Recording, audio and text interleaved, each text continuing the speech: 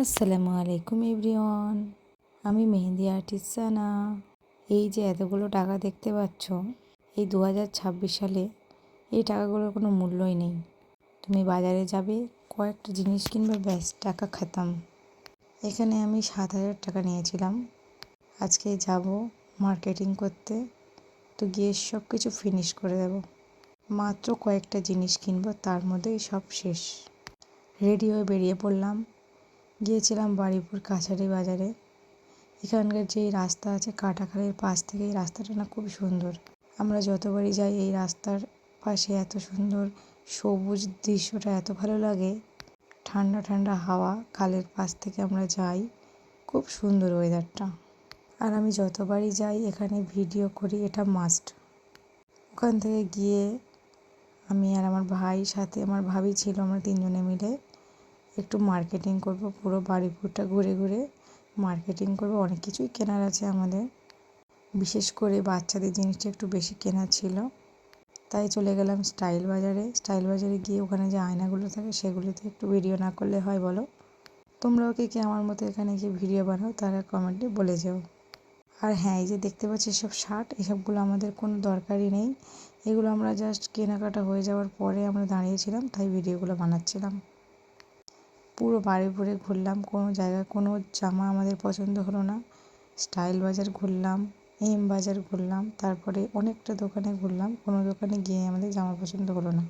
তাই আমরা রাধেশ্যাম, মহানাম এরকম জায়গা থেকে জামা কাপড়গুলো কিনেছি। তোমাদেরকে জাস্ট এই শপিং মলের ভিডিওগুলোই আমি দেখাচ্ছি, আমার সেই ভিডিওগুলো নেওয়ার সৌভাগ্য হয়নি। প্রচুর ভিড়ের কারণে ভিডিও ক্লিপ নিতে পারিনি। তো ফাইনালি আমরা শপিং করে বেরিয়ে পড়লাম স্টাইল বাজার থেকে। তারপর দেখতে পাচ্ছ আশেপাশে দোকানগুলোতে খুব সুন্দর সুন্দর সালোয়ার ঝুলছিল।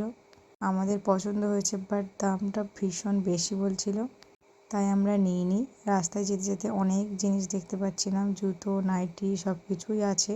আর তার সাথে এই ফুচকাটা দেখে তো জিভে পানি চলে আসছিল, কিন্তু কিছু করার নেই, আমরা যেহেতু রোজা করছি। কেনাকাটা করার পরে এই সিমাইটা না কিনলে আমাদের ঈদ কীভাবে হবে বলো তোমরা? তাই সিমাইও প্যাক করে নিলাম। অনেকটা দেরি হয়ে যাওয়ার কারণে আজান হয়ে গিয়েছিল, তাই ভাবির বাড়ি গিয়ে একটু ইফতার করে নিলাম। খুব একটা কিছু খেতে পারিনি, কিন্তু কত কি জোগাড় করেছে দেখো।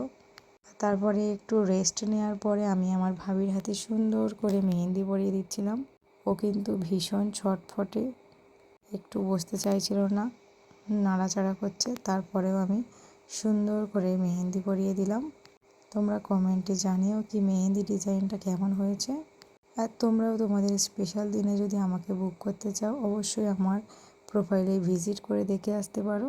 সমস্ত অনুষ্ঠানে অর্গানিক মেহেন্দি অর্ডার নেওয়া হয়, এবং আমার পেজে সমস্ত মেহেন্দি র মেটেরিয়ালসও পাওয়া যায়। তোমরা একবার চাইলে ভিজিট করে আসতে পারো। Sanas mehndi art and academy. আর সবশেষে যে রিভিউটা সবাই দেয় আমার, সেটা ভীষণ ভালো লাগে। তোমরা কমেন্ট করে জানিও কি আমার মেহেন্দি ডিজাইনটা কেমন হয়েছে। মেহেন্দির ফাইনাল লুকটা দেখো, কত সুন্দর করে আমি মেহেন্দিটা করে দিয়েছি। ওর ভীষণ পছন্দ হয়েছিল। অনেকক্ষণ থাকার পরে এবার বাড়ি আসার পালা। ব্যাস, চলো, বাই বাই।